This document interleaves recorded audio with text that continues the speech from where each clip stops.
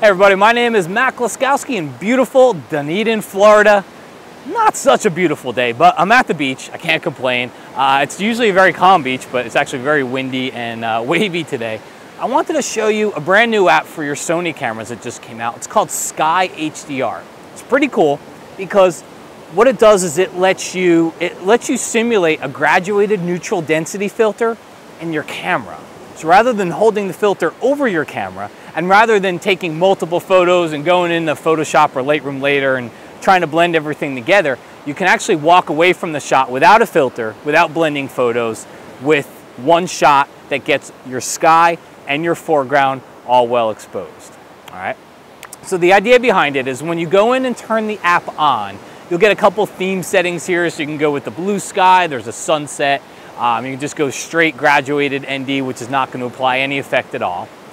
After that, this is probably the biggest part, okay? Because once you compose your photo, and what I've done here is I've composed mine to be about a third sky and about 2/3 foreground. So I've got some detail, those rock pilings and everything up front that I want to make sure that I capture, but I've also got the sky, and the sky would come out too bright if I focused and exposed for the foreground.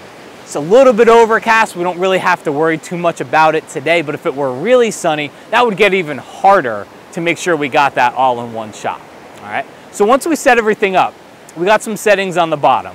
This is mostly going to be your exposure settings, but the biggest part is going to be the sky settings, because this lets you tell the camera where you want the sky to be. Okay. The camera doesn't kind of know this right off the bat. You've got to help it. So what I do is I go into the sky settings and I can set that boundary wherever I want.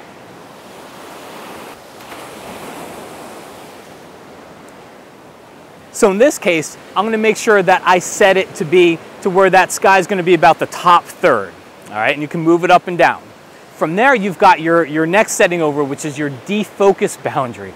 It's called the defocus boundary. I call it the feather or the transition, because what it does is it controls how smooth or how harsh that transition between sky and foreground is going to be.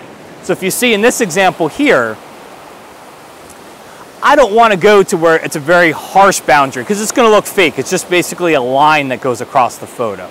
So I'm going to bring that out. I'm usually going to go at least 15, even up to 20 sometimes. And it's really a good way to smooth out that boundary between the sky and the foreground. All right. So from there, I'm ready to shoot.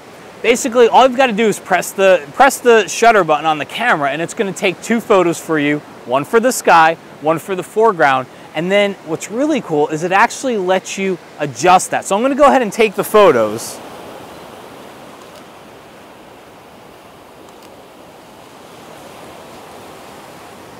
And if you look at the screen, it gives me a chance to adjust it or save it.